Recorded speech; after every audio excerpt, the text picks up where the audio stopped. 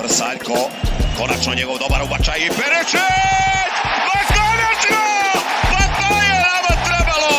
Jedan pravi ubačaj iz boka, jedan prednosti gleda i Perišić nas vraća u život! Bonjour à toutes et à tous, bienvenue dans ce nouveau numéro du podcast du foot croate, AIMO, le seul podcast francophone qui parle de foot croate. Alors aujourd'hui c'est vraiment un très grand jour parce que nous avons notre premier invité. Alors avant de le présenter, je ne suis pas seul autour de cette table numérique puisque pour raconter les secrets, nous faisons ça à distance. Nous sommes bien sûr avec Bastien qui n'est pas en direct de Zagreb comme d'habitude mais en direct de Slovénie. Salut Bastien. Bonjour à tous, encore une fois un plaisir de participer à cette émission et effectivement voilà, pour une fois, pour changer, je suis chez les voisins slovènes, non pas pour des raisons footballistiques, mais uniquement pour des raisons touristiques, mais en tout cas toujours un plaisir de participer. C'est tout à ton honneur et nous avons aussi avec nous Jonathan, supporter de Hajduk. C'est ça, bonjour à tous. Et aujourd'hui c'est un peu son grand jour qu'il attendait depuis très longtemps. Je le sens très ému, je le vois rougir même. Beaucoup d'émotions, ouais. Puisque Il est notre invité du jour n'est autre que François Vitali, qui a été directeur sportif de Hajduk justement lors de la saison 2024-2025. Bonjour François et merci beaucoup d'être avec nous. Bonjour à tout le monde, bonjour à vous. C'est aussi un plaisir partagé d'être avec vous et de pouvoir parler de ce beau pays et de ce joli club aussi. Et on est super contents. Voilà, on a eu la chance de faire une petite émission pour RMC. Vous pouvez écouter sur la chaîne de l'Afterfoot sur YouTube. Et on a voulu aller plus loin parce qu'on avait plein de choses à demander à François. Il a gentiment accepté. Et donc, on va faire ça dans ce nouveau podcast. Eh bien, pour commencer, on va avoir en grosso modo 3 temps. On va vous demander, François... D'ailleurs, on avait dit qu'on se tutoyait, donc on va se tutoyer. Donc François, on va commencer par parler un petit peu de ton arrivée en Croatie, parler aussi un peu de cette saison, une saison qui a été quand même marquante parce qu'elle s'est terminée avec Hajduk, avec Rijeka et le Dynamo avec le même nombre de points. Hajduk était tout proche derrière, c'était la saison de Gattuso aussi. Et puis ton rapport, toi, avec la Croatie, ce que cette année-là t'a apporté, ton regard sur le championnat croate. Donc voilà, on va aborder un petit peu tous ces points, tous les 4 pendant ce podcast. Et donc, si on commençait par le commencement, je vais peut-être juste récapituler un petit peu ton parcours. Dis-moi si je fais une erreur ou pas. Donc, tu as été directeur sportif dans 4 clubs, donc au LOSC entre 2015 et 2017, au Cercle de Bruges, donc en Belgique, entre 2017 et 2019, à l'Estac de Troyes entre 2021 et 2024, et le Parangon, c'est bien sûr à Hajduk en 2024-2025. Excuse-moi, je corrige, mais Oui. j'ai eu la chance d'arriver au LOSC en 98. Ah oui, Donc, d'accord. ouais. Oui, parce que alors, pour tout avouer, on a Transfer Market sous les yeux et il y a uniquement, en tout cas, ta dernière, j'imagine, mission de directeur sportif. Donc oui, tu baignes dans le monde du football depuis très longtemps. Ouais, ça me rajeunit pas malheureusement. Je suis arrivé en 98 au LOSC. J'ai eu la chance de faire différentes missions dans le club pendant quasiment 20 ans. Euh, qui était un peu mon rêve parce que j'étais un supporter du LOSC et j'allais dans les tribunes tout petit avec ma famille et avec mon père. Et donc, pouvoir y travailler et avoir eu la chance de vivre toutes les émotions que j'ai pu vivre. On a gagné le titre. On a eu des choses vraiment sympas pendant ce moment-là. Ça a été pour moi quelque chose de fantastique et formateur, bien évidemment. Du coup, Bastien, peut-être je te laisse prendre le relais sur justement que tu nous racontes un petit peu ton arrivée en Croatie, ta prise de contact avec notamment le club de Hajduk.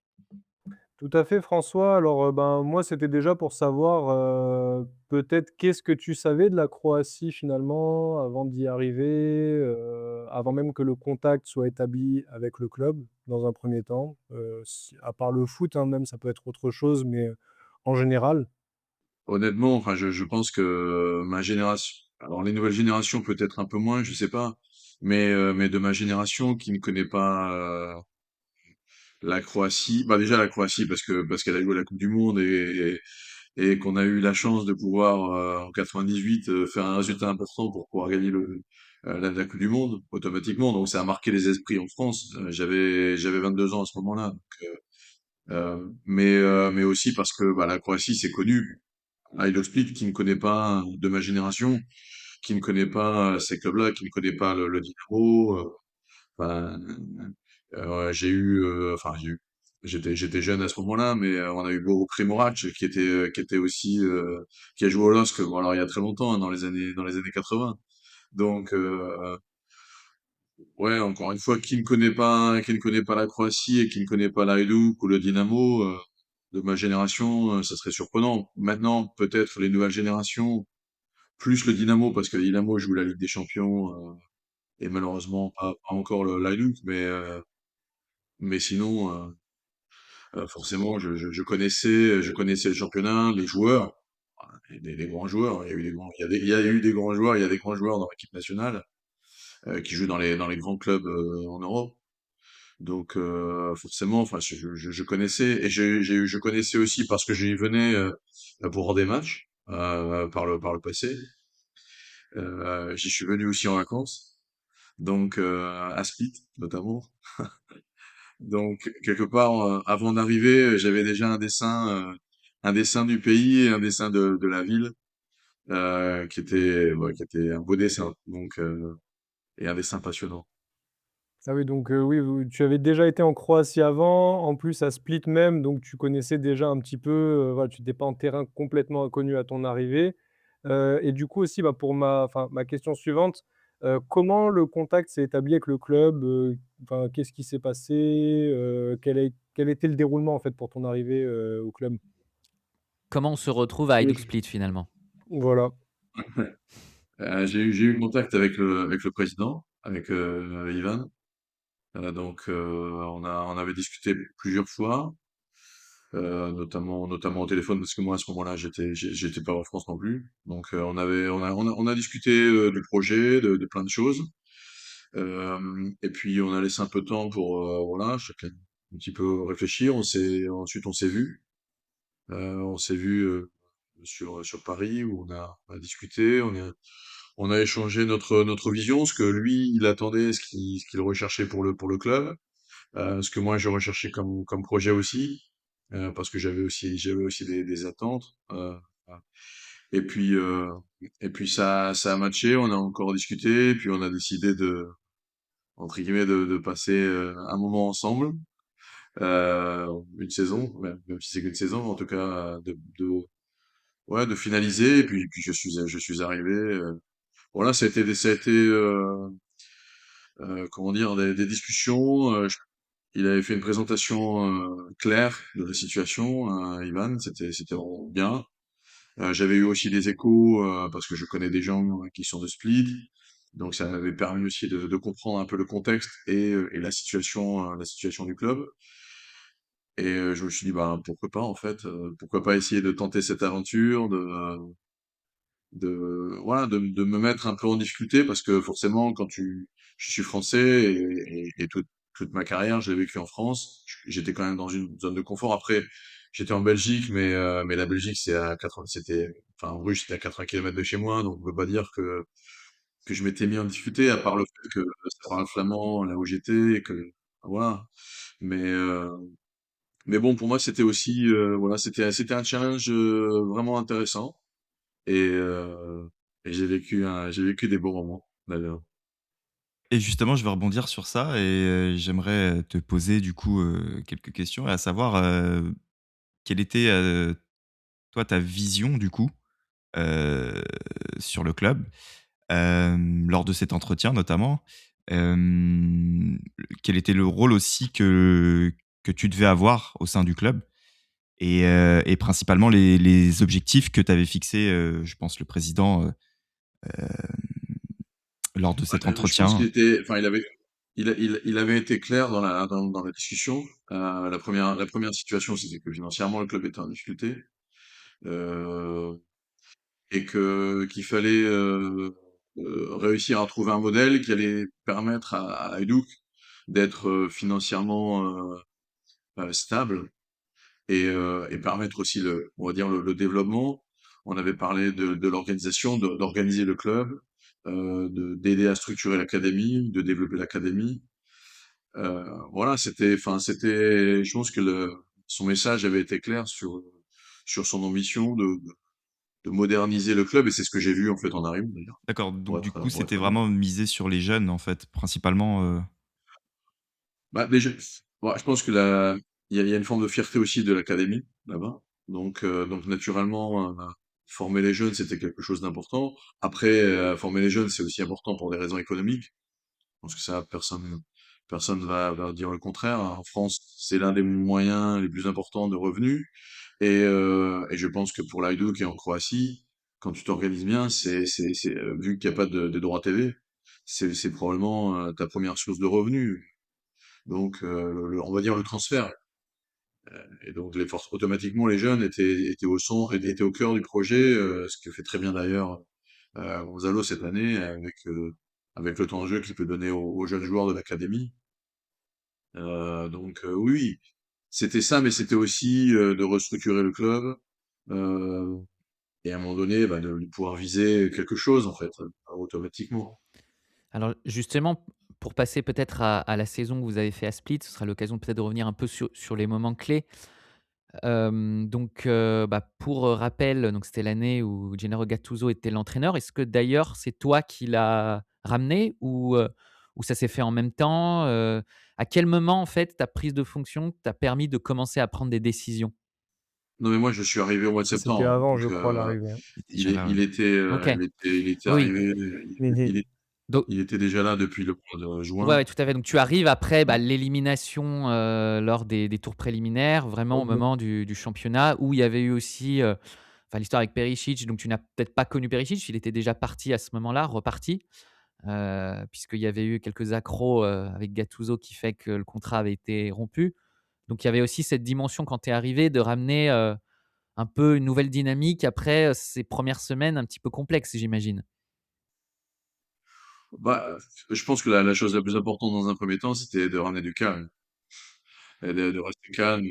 Ce qu'on a essayé de faire pendant toute l'année, c'est donner des conditions aux Mhm. gens pour travailler comment dire, de manière, ouais, de manière sereine. Enfin, je pense que il y a une telle passion autour du club qui est quelque chose d'extraordinaire, hein. Bah, c'est évident. Je pense que j'ai rarement vécu autant de passion autour d'un club.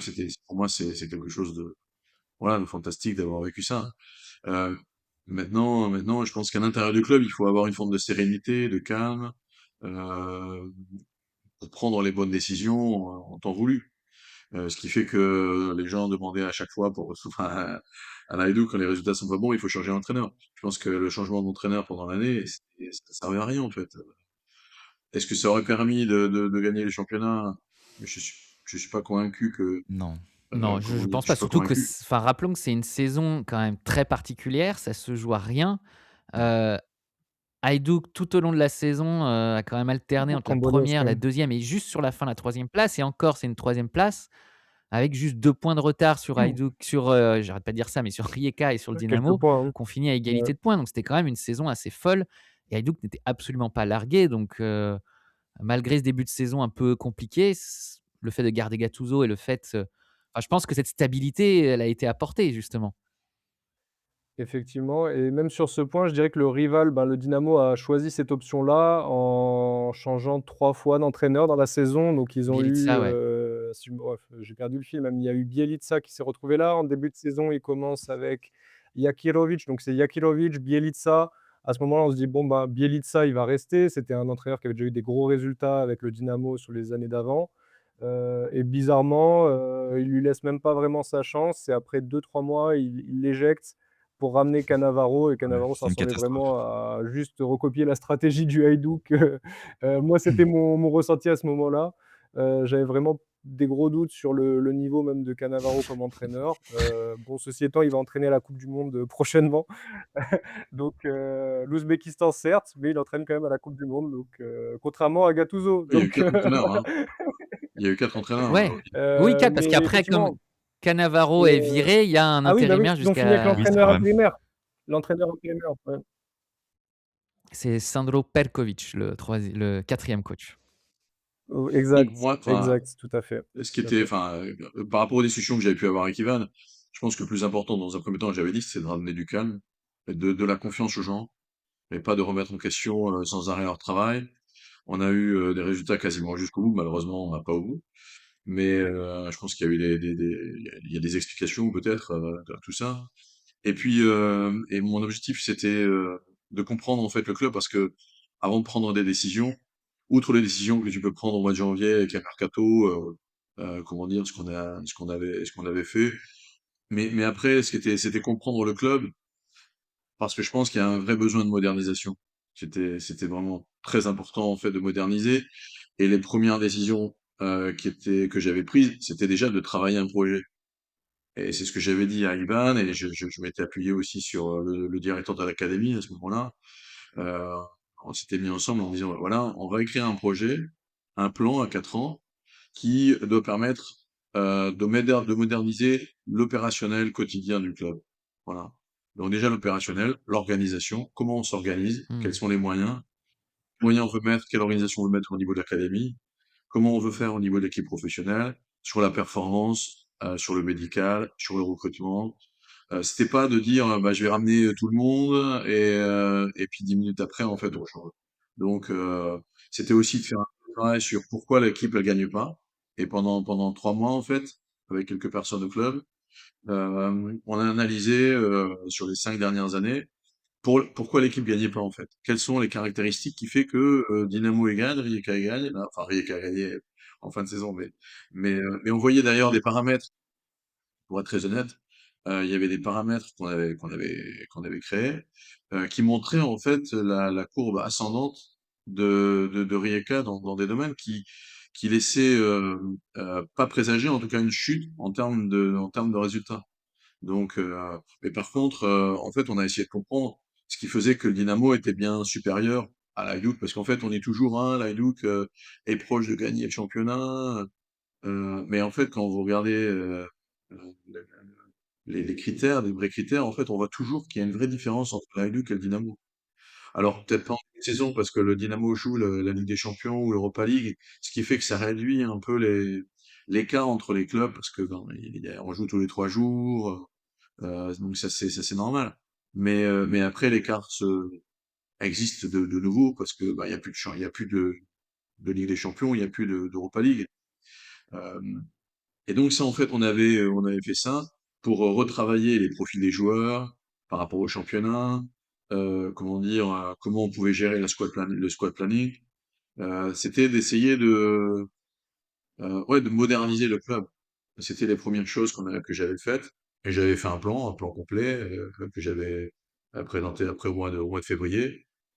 Et puis après, bah, il y a eu le changement enfin, la décision de changer l'organisation au plus haut niveau ce qui fait que, bah, forcément, bah, là, ce que tu prévois, je vais pas dire que c'est peut-être, mais remis en question et quand on a essayé de mettre en place des choses, commencer à mettre en place des choses sur l'organisation, on a eu ce frein qui, qui somme toute est logique, hein, je le comprends, hein, c'est pas une critique, mais je pense qu'avant de prendre des décisions inutiles comme t'arrives, tu changes d'entraîneur, tu changes 25 joueurs, tu veux changer, pour moi, c'était analyser le contexte pour prendre les meilleures décisions parce que c'est un club incroyable, pour être très honnête.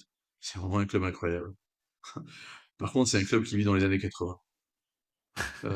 Quand je suis arrivé, c'est assez marrant parce que quand je suis arrivé, je sais pas bah, vous connaissez le stade, et au niveau de l'entrée Oui. principale, il y a un ascenseur.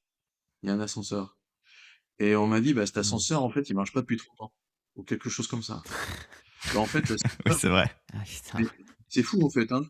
Parce que moi, j'ai reçu quelqu'un qui était handicapé, qui était handicapé, il a dû monter les escaliers alors que il avait des difficultés de marche énormes, hein. C'était quelqu'un qui avait une paralysie région. Bah, en fait, comment dire, cet ascenseur, c'est symptomatique de l'ALE. C'est-à-dire que toutes les décisions qu'il faut prendre pour réparer l'ascenseur, le faire fonctionner et l'entretenir régulièrement, ben c'est le club en fait. Et le club vit parce qu'il y a une passion débordante, incroyable. Il y a aussi du talent. On le voit avec Masic qui est parti maintenant. Enfin, il y a, euh, comment dire, il y a énormément de talent en Croatie et dans cette région aussi Vučković également. de la Croatie. Mais c'est un club qui a besoin d'être modernisé. Alors c'est bien parce qu'apparemment, il va y avoir un nouveau stade, donc ça c'est plutôt une bonne chose, et un nouveau centre d'entraînement. Donc il y a une première phase de modernisation. Ouais. On va dire, j'espère pour le club en tout cas, de ce que j'ai lu. Mais l'autre Je phase pense de qu'il y a une volonté, modernisation, même le club a communiqué même officiellement sur sa volonté de faire évoluer notamment le stade. Ouais, c'est très bah, c'est très débattu ça en Croatie. Alors vu que j'y suis, j'ai un peu toutes les actualités, à jour sur ça. En gros, la direction du club veut à tout prix raser le Paul-Youd, le remplacer par un nouveau stade, bah, voilà, avec tout ce que peut contenir un nouveau stade. Donc, ça inclurait donc un centre commercial, ce genre de choses.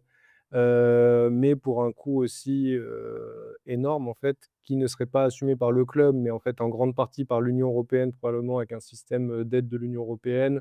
Peut-être l'État croate qui interviendrait aussi comme il en fait, c'est le même système que pour le nouveau stade, du Maksimir, hein, qui va être fait, au Dynamo, et ils estiment maintenant que voilà, que c'est nécessaire de le faire. Alors oui, c'est sûr, c'est nécessaire.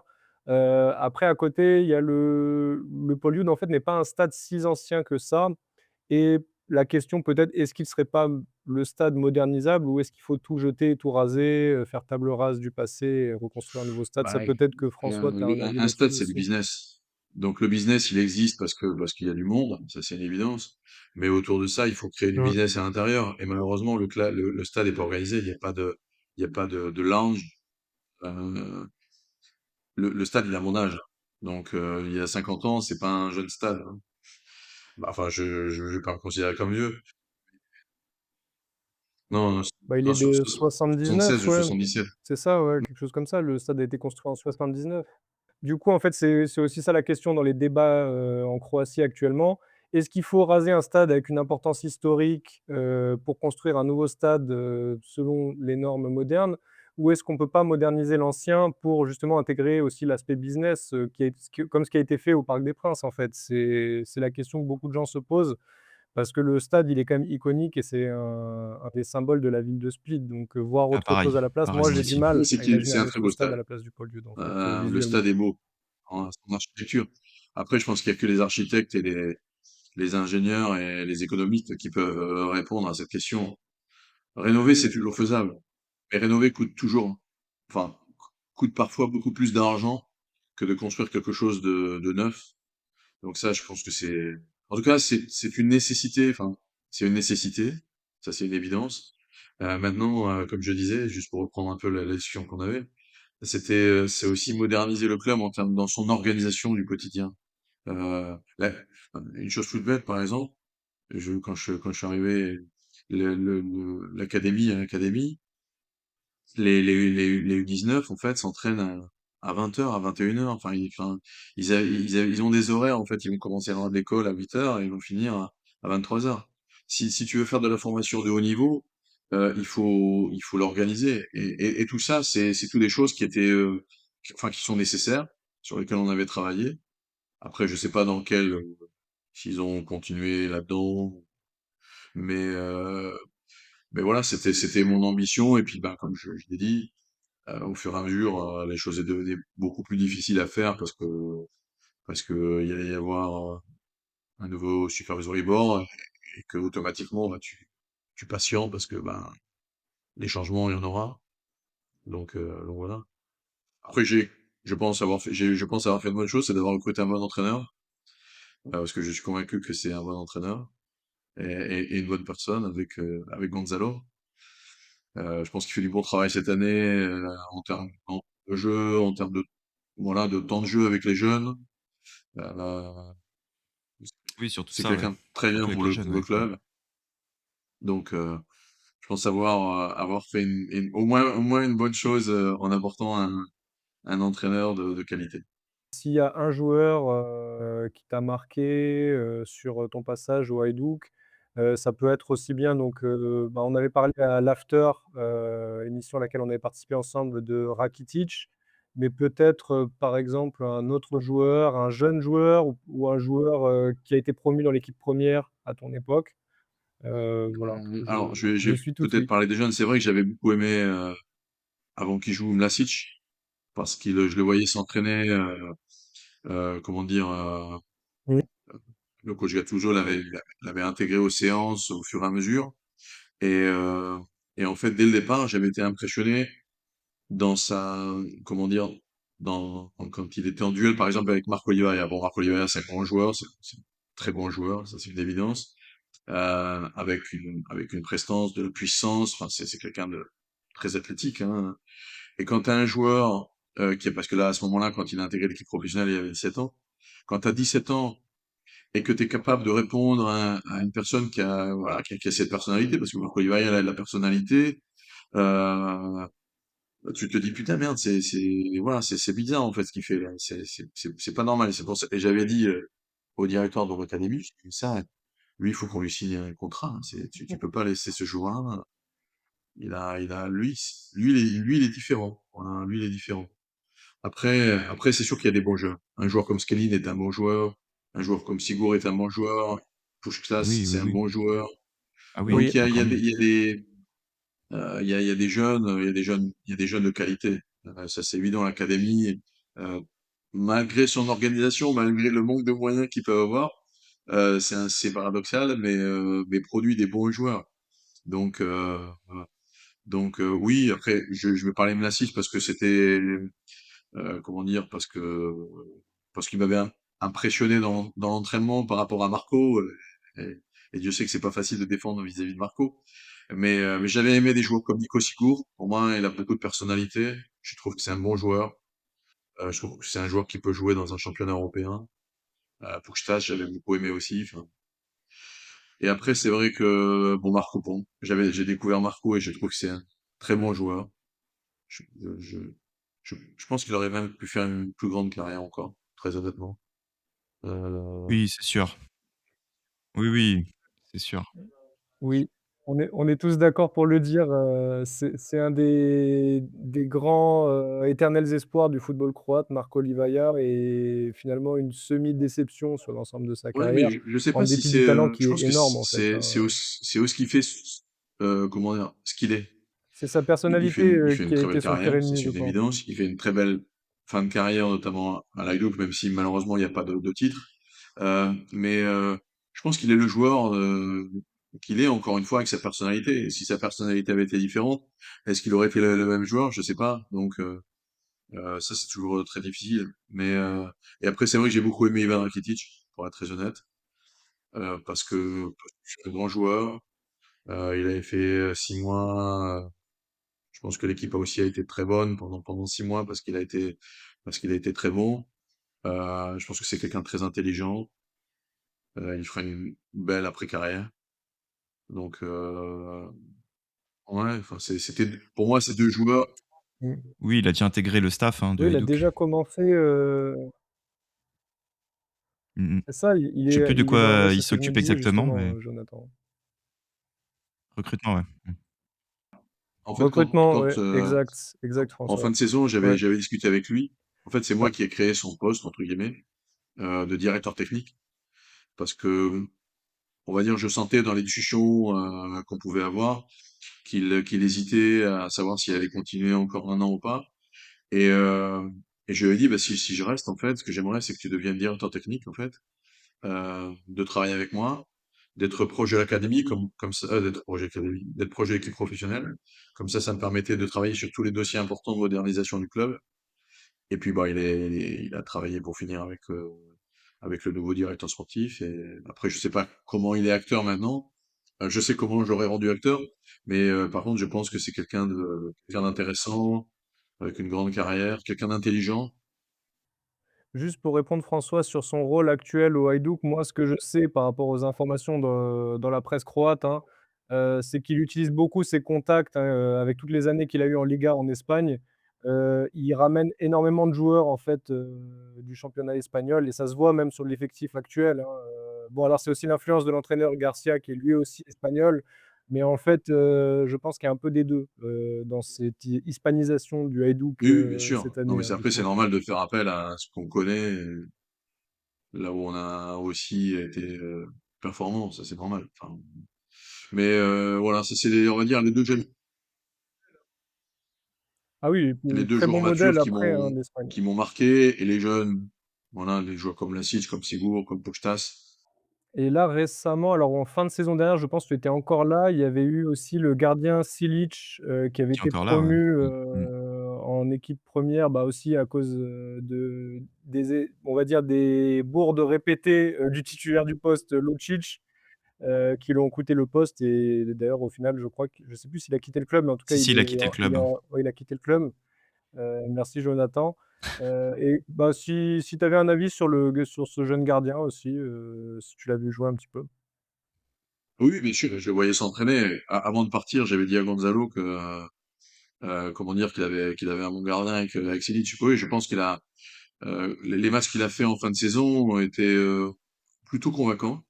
Après, forcément, euh, il y avait parfois un peu de nervosité sur les matchs, mais bon, c'était normal parce que c'est un jeune gardien et qui jouait encore en plus dans son club formateur. C'était pas simple, sachant qu'il n'avait pas joué la première partie de saison. Mais avant de partir, j'avais dit à Gonzalo qu'il avait voilà, un jeune gardien talentueux. Euh, et je sais que j'ai discuté avec lui, d'ailleurs, avec Gonzalo, il y a quelques temps, et qui me disait, ouais, t'avais pas tort, en fait, par rapport à Silic. Non, je suis d'accord, je pense que Silic c'est un bon gardien, il a de l'envergure, euh, il est dynamique. Après, parfois une forme de nervosité, mais ça vient avec l'expérience, la maturité. Donc, non, mais Oui. ah, j'ai vu que Adamoura a aussi commencé à jouer avec l'équipe professionnelle. Des joueurs de qualité au centre, il y en a, hein. Il y a peut-être pas des joueurs à 50 millions, mais de toute façon, même si pour 50 millions, il faut jouer l'Europa League ou la Ligue des Champions, donc c'est difficile de, comment dire, de créer des joueurs à ce tarif-là. Mais par contre, il y a des bons joueurs, des jeunes, des bons joueurs. Enfin, je pense que l'académie et la personne qui s'occupe du recrutement, là, Mathé, je pense que c'est des gens qui travaillent bien avec les moyens et les conditions dans lesquelles ils travaillent. Malheureusement, bah, cette saison, enfin votre aventure à Hajduk s'est terminée, sur, la fin de saison que vous avez passée donc jusqu'en juillet de 2025. Finalement, comment ça se fait, malgré toutes ces petites choses qui ont été mises en place, malgré cette bonne fin de saison, que l'histoire se soit terminée? Bah, déjà, pour être honnête, j'avais déjà discuté avec le président au mois de février. Et je lui avais dit, parce j'avais mis ce plan, enfin j'avais écrit ce plan, j'avais pris du temps, et je lui avais dit que moi j'étais pas venu à un Split en vacances, pour être honnête. Même si c'est des super vacances, hein, d'être à Split. Il y a du beau temps, il y a la mer, il y a tout ce qu'il faut, donc je veux bien passer toutes mes vacances là-bas. Mais j'avais dit à Ivan, écoute Ivan, si je suis là, c'est pour changer des choses. Sinon, je préfère partir en fait, parce que parce qu'être là sans être vraiment acteur, sans pouvoir faire des choses, je trouve pas ça intéressant. Même si tu gagnes bien ta vie, encore une fois, j'étais dans un contexte magnifique, j'ai vu un bel endroit, il y avait tout était réuni, un beau stade, un beau club, enfin voilà, pour moi c'était très bien. Des gens sympas aussi, j'avais sympathisé aussi avec des gens, mais je lui avais dit au mois de février, écoute, voilà, et il m'avait dit, écoute, voyons, on va attendre. En plus, il y avait ce changement de supervisory board qui me laissait entendre bah, qu'est-ce qui va se passer en fait des changements. Donc, et, euh, et puis, comment dire, à la fin de saison, tu as un nouveau supervisory board, tu as envie de travailler avec les gens que tu veux. Donc, ils changent les gens. Quelque part, moi, j'étais aussi déçu qu'on n'avance pas, mais quelque part, qu'il y a des raisons. Hein. La raison, c'est parce que tu fais aussi un changement de supervisory board. Et eux, à un moment donné, ils ont envie de travailler avec des gens qu'ils connaissent, avec lesquels ils ont comment dire, des acquaintances. Donc, quelque part, ça Des se comprend. affinités? Ouais, ouais, ouais. Oui, oui. Ouais, moi, j'ai pas de souci, j'ai pas de rancœur par rapport à ça. De toute façon, j'avais dit au président que si on ne changeait pas vraiment les choses, euh, ben, je préférais non plus pas rester. Parce qu'en même temps, ma famille était en France. Donc, quelque part, si je suis en Croatie et à Split, c'est en plus d'être à un bel endroit, bah, de travailler et d'être efficient. Donc, de mettre en place le plan. Et, et ça m'avait donné un petit peu d'espoir parce qu'en recrutant Gonzalo, voilà, c'est quelqu'un que j'aime bien, déjà. Déjà, c'est un entraîneur que j'aime bien parce que je pense qu'il a des vraies idées sur le jeu et il correspondait. Enfin, on avait beaucoup travaillé sur savoir qui était le meilleur profil pour le club. Et en plus, c'est une bonne personne. C'est quelqu'un d'agréable, avec de la personnalité, mais c'est normal. Un entraîneur qui a pas de personnalité, c'est quelqu'un qui peut pas être entraîneur, et encore moins à Luc. Donc, là, voilà, ça s'est terminé, ça s'est terminé. J'ai aucune rancœur. Concernant cette saison du coup et comment elle s'est terminée, si bah, du coup je sais pas comment la définir. Est-ce que c'était une semi-réussite, un semi-échec, un peu des 2? Et s'il fallait, qu'est-ce qui a manqué finalement au Hajduk en fait pour faire la différence, dans les moments clés de la saison et arriver à accrocher le titre? Est-ce que c'était peut-être l'entraîneur? On connaît, ben, notre, cher Dimitri, hein, qui contribue d'habitude au podcast, qui lui est assez critique de Gattuso. Moi, on va dire que je suis un peu entre les 2. Je suis pas ultra fan de Gattuso, mais on va dire que sur certains aspects de ce qu'il a pu faire, il a quand même essayé d'insuffler une combativité dans l'équipe qu'il y avait peut-être pas avant et qui a pu servir au Hajduk dans cette saison-là. Mais peut-être sur le côté tactique, il y a eu d'autres choses qui n'ont pas été réussies par Gattuso. Quel est ton point de vue? Moi, je pense que déjà, il a maintenu de l'ordre et une forme de discipline pendant toute la saison. Et je pense que ça, c'est ce dont avait besoin, de ce que j'entendais par le passé. Je pense que c'est ce dont avait besoin l'équipe et le club, ce qui a permis d'avoir une forme de stabilité. Euh, donc, je, je pense qu'il a fait aussi les bonnes choses, pour être honnête. Euh, après, euh, on a vécu des mauvaises choses avec des blessures. Je pense que même si Duke, les gens étaient critiques, mais on a perdu beaucoup de joueurs dans un moment clé. Laka, enfin, on a perdu en fait trop de joueurs dans dans des moments qui étaient le sprint entre guillemets et dans la mesure où t'as pas ton effectif quand t'es Hajduk, t'as besoin de tout le monde en fait pour pouvoir essayer de gagner une championnat. T'as pas suffisamment sans être méchant, t'as pas suffisamment de talent vis-à-vis des autres, sachant qu'en plus, bah, la meilleure équipe, ça reste le Dynamo, bah, que de l'autre côté, à Rijeka, il y avait quand même des bons joueurs, hein, il faut pas non plus minimiser la qualité qu'il pouvait y avoir offensivement à Rijeka. Donc, et nous, en fait, dans le moment du sprint, on a perdu trop de joueurs. Après, très honnêtement, alors je vais pas critiquer, mais je trouve qu'il y a eu des faits de jeu qui m'ont étonné. Quand tu vas jouer à Varazdin et Bienvenue en que Bah, ça, Croatie. c'est un sujet qui est toujours, sensible et problématique, hein, en Croatie. en fait, en tout cas, sur les 6-7 derniers matchs, il y a 3 matchs où tu as eu un expulsé à chaque match. Voilà. Enfin, j'ai trouvé que c'était des faits de jeu. Alors, je vais pas rentrer dans des polémiques, Mmh. et je l'avais dit au référent qui est français d'ailleurs, le référent des Tout à fait. arbitres qui est français. Bertrand Je lui avais Layec, dit, Oui. et on le salue voilà, d'ailleurs, euh, je lui avais, il nous je lui écoute. avais dit, ce qu'il faut, c'est peut-être éviter de mettre comment dire, des arbitres qui sont plutôt du côté, qui habitent du côté de, comment dire, Le du fameux Patrick Dynamo. Kolaric, le fameux Patrick Même si en même Kolaric. temps, même si en même temps, c'est un petit pays, donc c'est difficile pour lui Oui, Et ça de parlait de gérer ramener ça. des arbitres étrangers justement non, mais et c'est bien vu de ta part, François, d'en parler parce que nous, bah, on a beaucoup de débats sur la qualité de l'arbitrage en Croatie ouais. et clairement, bah, c'est pas au niveau. Donc est-ce que ça relève du conflit d'intérêts ou juste de l'incompétence des arbitres disponibles? Je pense un peu des 2. C'est ma théorie en tout cas. Elle vaut ce qu'elle vaut. Je vais pas dire que tout est corrompu en faveur du Dynamo forcément, même si clairement, bon, dans le cas notamment, moi je pense enfin toujours je suis un peu bloqué sur lui, mais Patrick Kolaric, il a quand même tendance à beaucoup prendre des décisions, en faveur du Dynamo et plutôt en défaveur des rivaux, notamment Rijeka, Hajduk, il le fait très, très, très souvent. Il continue de le faire d'ailleurs cette saison, et je crois que ça avait été décisif aussi. Il avait arbitré un match, Dynamo Varajdin ou non Varajdin Dynamo en fin de saison où il donne un penalty à Petkovic complètement inventé, Ah ou oui, oui. ou même pas, il y a un replay de la VAR, rien du tout. Ça va super vite. En 10 secondes, le check de la VAR se passe. J'ai jamais vu ça, genre le check VAR le plus rapide, alors qu'ils ont des très mauvaises images de rediffusion en plus en Croatie. Donc normalement, quand ils font un check, ça dure 2, 3, 4, 5 minutes. Là, en 30 secondes, non, non, c'est bon, il y a péno, vas-y, il peut le tirer. Là, ça pour moi, ça m'avait vraiment laissé perplexe aussi. Donc il y a un peu de ça, c'est clair. Et après, ben, justement, ce que disait Jonathan, peut-être ramener des arbitres étrangers. La Slovénie toute proche est connue pour avoir quand même de très bons arbitres. Le plus connu, c'est Skomina notamment. Pourquoi pas ramener des arbitres slovènes? Eux, ils n'auraient pas de parti pris. Et ça leur est bien égal que ce soit le Dynamo ou le Hajduk ou Rijeka champion pour les arbitres Oui, slovènes, c'est par sûr. exemple. Donc, voilà. Après, je pense qu'il faut, dans un premier temps, les professionnaliser. Déjà. Ouais. Déjà, les professionnaliser, ça fait déjà, peut-être, ça pourrait résoudre une petite partie. Enfin, une partie du problème. Comme tu dis, après, c'est un petit pays.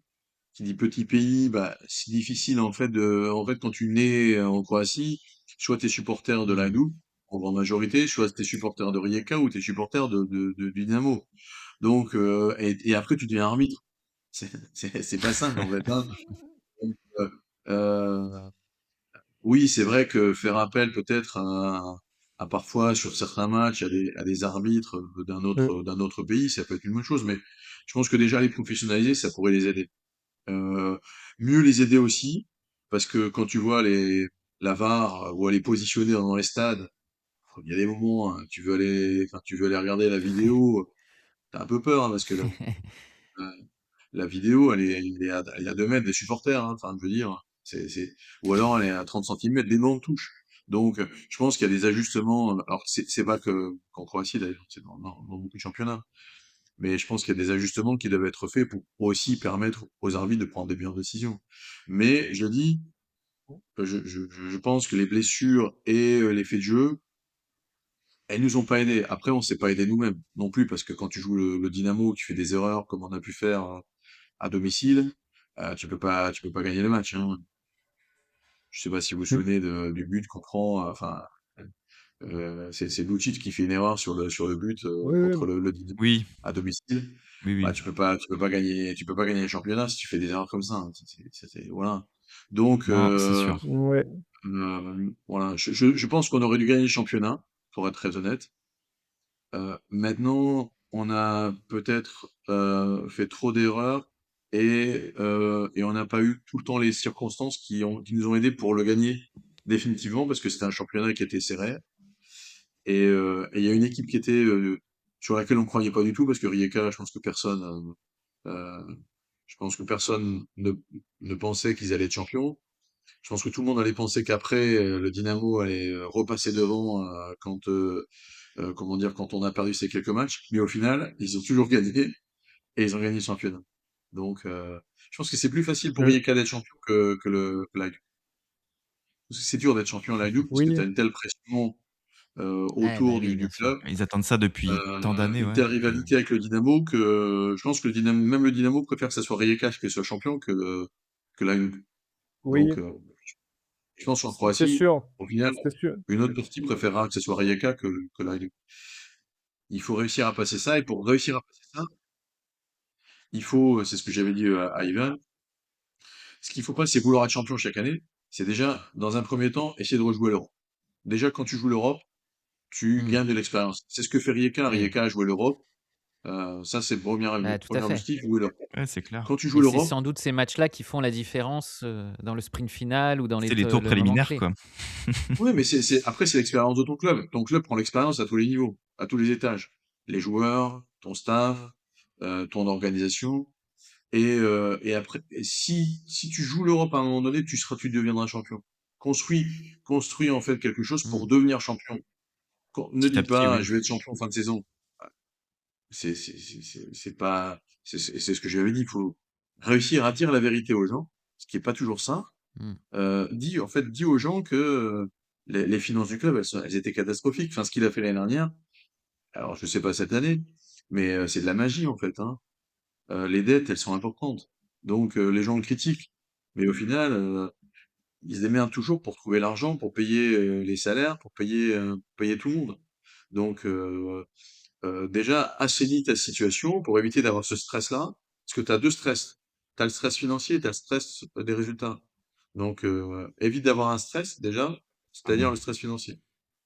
On avait une dernière question, plus sur le niveau général, notamment du championnat de Croatie. C'est vrai qu'on a un peu du mal parfois à le comparer du fait que, bah, les équipes, les clubs ne jouent pas forcément les matchs européens, enfin, en tout cas à part Rijeka, ou le Dynamo. Toi, comment tu positionnes le niveau du championnat de Croatie, vraiment du niveau sportif, par rapport à la Ligue 1, par exemple?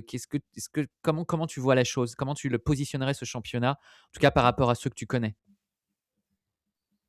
Bah, je pense qu'avec une équipe comme le Dynamo, jouerait encore une fois, le Dynamo, parce qu'il joue, comment dire, régulièrement la Ligue des Champions, il pourrait évoluer en Ligue 1.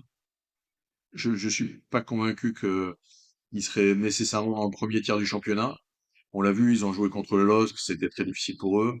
Ce qui serait plutôt dans la deuxième moitié du championnat en Ligue 1. Euh, je pense que Rijeka et l'Hajduk seraient plutôt, on va dire, dans le dernier tiers pour moi. Dans le dernier tiers, deuxième moitié de la Ligue 1, parce que maintenant tu as un championnat qui est beaucoup plus resserré, mais dans la deuxième moitié de la Ligue 1. Après, je pense que c'est plus du haut de tableau de la Ligue 2 que de la Ligue 1, pour être très honnête. Même s'il y a des bons joueurs, je pense qu'il y a des bons joueurs en Croatie, mais je pense que tu vas être voilà. Ces trois équipes-là, elles vont évoluer en Ligue 1, mais à différents niveaux en fonction de la compétition européenne qu'ils vont jouer, parce que la compétition européenne, elle te donne d'autres moyens, donc forcément, bah, ça t'aide. Mais après, je pense que c'est plus du haut de tableau de la Ligue 2, voilà. Voire parfois milieu de tableau de la Ligue 2. Ou en dessous, hein. Côté Šibenik, t'es plutôt, Vukovar, voilà. Šibenik, ouais, Ah Šibenik, oui, c'est très très faible, c'est hein. loin. Et Ouais. d'ailleurs, dégringolade totale, ils sont en 5e division croate, hein, aujourd'hui, après des Ouais, gros problèmes mais ça, c'est financiers plus Souci avec des financier, ouais. clubs c'est plus de la Ligue 2, voilà, la milieu de Mmh. tableau de Ligue 2. Enfin, c'est plus de la Ligue 2 que de la Ligue 1, ça c'est sûr. Mais t'as trois équipes qui pourraient, à différents niveaux, euh, comment dire, peut-être, enfin voilà, jouer Rijeka, de toute façon, ouais, Rijeka, ils ont joué contre le LOSC, où ils jouent contre Ou Strasbourg aussi, des équipes en Europe et, Oui. et ils font des bonnes choses aussi. mmh. Même mention Donc, je honorable pense que Varajdin, hein, qui est très stable, qui a le même coach Safaric depuis 5 ans, je crois, qui a coaché que ce club-là dans sa carrière quasiment. ouais, ouais, c'est ça. Ouais. En fait, t'as quelques équipes, comme tu dis, en fait, comme Racing, qui vont être dans le premier tiers de la Ligue 2. Mmh. Comme Reims, que tu vas Et puis ils avoir. changent pas tout l'effectif. Même l'effectif est très stable. En fait, ils gardent tout le temps les mêmes joueurs clés et puis ils font un ou 2 renforts par saison, pas plus. Et de cette manière-là, en fait, ils arrivent et d'ailleurs cette saison, ça marche encore. Cette saison, ils sont encore dans le top 4 en fait, Varajdin, Ouais. donc et ils vont probablement encore être qualifiés en coupe européenne. Donc ça marche apparemment pour Varajdin quand même. Et avec des moyens bien moindres que les autres du top 3.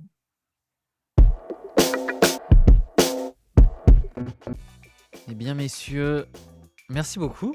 Merci beaucoup, Un grand François, surtout, de merci. nous avoir accordé de ton temps, de nous avoir parlé de cette expérience-là.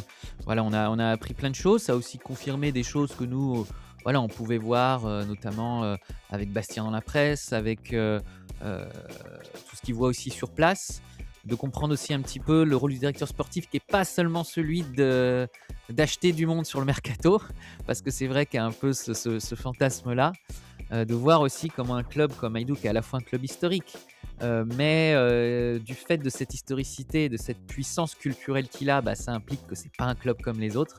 Mais on a bien compris que ça a été pour toi aussi une expérience mémorable et que même si malheureusement, elle ne s'est pas prolongée, qu'elle t'a marqué, qu'elle t'a plu. Et puis on a aussi beaucoup apprécié échanger avec toi voilà, sur des joueurs qu'on est moins nombreux à connaître. Donc on se sent, ça fait plaisir de pouvoir parler de ça. Et puis bien sûr, voilà, on espère te revoir peut-être dans un club croate, au Dynamo la prochaine fois, Non, dans non, les non. prochaines années. Tu es le bienvenu à Rijeka, tu es le bienvenu à Rijeka. C'est pas moi qui décide, hein, mais si tu veux venir à Rijeka, n'hésite pas. Je pense que le Dynamo, ça serait un peu compliqué quand même. Non, mais c'était un plaisir d'échanger. Merci de même Eh ben, également. super. Ouais, C'était- merci, pareil. C'était partagé. Et tu reviens quand tu veux, si Voilà. tu veux refaire une deuxième partie du podcast. Si tu as des choses à dire, on est là. Quand vous voulez, il y a pas de Merci problème. Jonathan. Merci Jonathan également d'avoir été présent aujourd'hui. J'espère que tu n'as pas été trop ému par cet épisode 100% Hajduk. Parce Si, qu'il y en si. aura peut-être pas tout le temps, donc Ouais, j'espère c'est que pour tu as ça. bien profité. hein. Ouais, j'ai bien profité, ouais, c'est clair. C'est C'est clair, peut-être j'ai la bien seule fois de la profité. saison où il a profité d'ailleurs. en tant C'est que- ça. Oui. Avec le Hajduk, ouais, c'est clair. Et puis, on espère qu'un jour, on décrochera ce titre. En tout cas, Bon, on il y a sera pas de là raison, pour en parler. Il y a pas de raison que tu sois pas champion. Voilà, Oui. des choses positives. Merci pour ma santé Jonathan, tu peux mentale. garder espoir et tu peux y Merci. croire. Ne lâche rien. Bastien, ne lâche rien non plus. Merci également pour ta présence pour ce nouveau podcast du foot croate. Et puis Merci, on se merci. dit à bientôt pour un nouvel épisode qui, rappelons-le, la Coupe du Monde approche. Et donc on aura forcément plein de choses à dire à ce moment-là. D'ici Ok, là, préparez-vous bien. Merci pour votre écoute et à très vite dans Aimo, le podcast du foot croate. Perisic, Mandzukic,